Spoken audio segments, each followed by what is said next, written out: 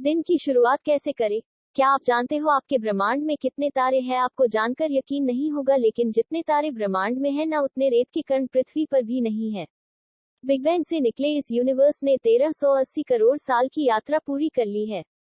इस वक्त हमारे पृथ्वी पर मनुष्य की औसत आयु 79 ईयर्स है, जो कि इस ब्रह्मांड और आकार और समय यात्रा के सामने बहुत बहुत ही छोटी है।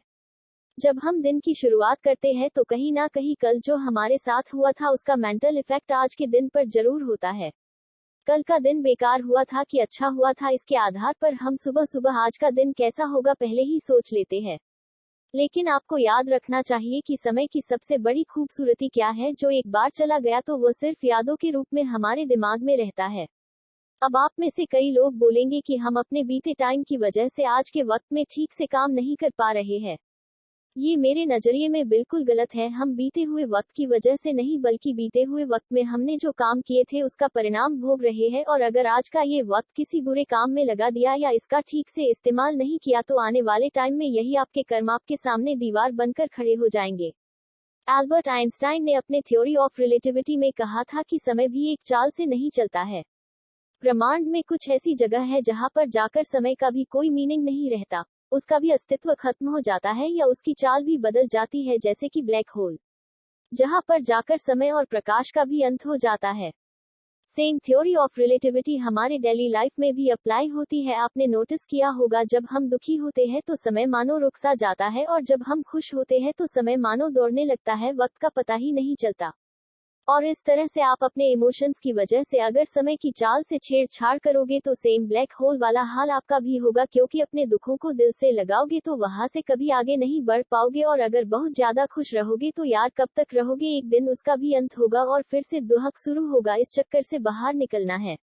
एक इमोशनली मेंटली स्टेट होनी चाहिए जब आप दिन की शुरुआत कर रहे हो। कल क्या हुआ था या कल क्या होगा, ये थॉट्स दिमाग में आना नॉर्मल सी बात है, लेकिन मेरा यकीन मानो आपका पास्ट या फ्यूचर आपका ना तो कुछ बिगाड़ सकता है और ना ही आपका कुछ बना सकता है। अगर आपकी जिंदगी की संपूर्ण ताकत किसी चीज में है ना, तो वो है आपका प्रेजेंट। वो प्रेजेंट जिसमें आप बैठकर अभी जो काम कर रहे हो, वो प्रेजेंट जिसमें आप हमेशा रहते हो, वो प्रेजेंट जिसमें आप आलस करते हो, रोते हो, गलत काम करते हो, वो प्रेजेंट जिसमें आप खुद में झांकने की बजाय इस बाहरी दुनिया की तरफ झांकते हो। वापस चलते हैं अपनी ब्रह्मांड की तरफ, क्योंकि वहीं से अपनी उत्पत्ति हुई थी। समय कब शुरू हुआ और समय कब अंत होगा? बिग बैंग से पहले समय का कोई एक्सिस्टेंस नहीं था, और जब यूनिवर्स कोलैप्स हो जाएगा तब भी समय का कोई एक्सिस्टेंस नहीं होगा। ठीक उसी प्रकार से जब हम पैदा नहीं हुए थे तब हमारा कोई टाइम एक्सिस्ट नहीं करता था, और जब हम मर जाएंगे तो उसके बाद भी हमारा टाइम एक्सिस्ट नहीं करेगा। ऐसा हर इंसान के साथ होता है। लगभग हर 100 साल में दुनिया की पूरी पॉपुलेशन नई पॉपुलेशन के साथ में रिप्लेस हो जाती है। सबका टर्न आता है और चला जाता है, और जिसको कुछ करना होता है ना, वो हमेशा प्रेजेंट में रहकर ही कर चला जाता है, आज और इसी वक्त में ही करके चला जाता है। ये लाइफ इल्यूजन है या रियलिटी, इसका तो पता नहीं, लेकिन दोनों ही ऑप्शन में हमारे पास जीने का एक ही समय है, वर्तमान। इसी वर्तमान में ताजमहल बनाया गया था, लाल किला बनाया गया था, महाभारत का युद्ध लड़ा गया था। इंसानियत के हर बड़े से बड़े काम इसी वर्तमान में हुए थे। अगर अपने इतिहास को किसी यादगार लम्हे में बदलना चाहते हो ना, तो प्रेजेंट में जीना सीखो। आज के वक्त में सबसे जरूरी चीज यही है कि हम अपने हर तरह से वर्तमान में दिन प्रतिदिन, हफ्ते दर हफ्ते, महीने दर महीने और साल दर साल अपना बेस्ट करने की कोशिश करें। ये जो आपको वक्त मिला है ना, आपको उसमें दुनिया की बदल देने की ताकत है, और आप तो इस दुनिया का एक छोटा सा हिस्सा हो। ये पृथ्वी हमारे गैलेक्सी के सामने और हमारी गैलेक्सी इस यूनिवर्स के सामने एक कण के बराबर है, इसलिए अपने मन पर ज्यादा बोझ ना ले। चीजें ऐसी ही चलती है।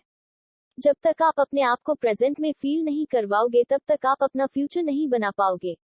अगर कोई महान राजा जिस वक्त युद्ध लड़ रहा होता था, और उस वक्त अगर वह उस युद्ध को छोड़कर ये सपना देखता कि यार मैं जीत जाऊंगा, तो हो सकता वो वहीं पर ही युद्ध में मारा जाए, क्योंकि उसका ध्यान उस समय के युद्ध में ना होकर फ्यूचर पे होगा।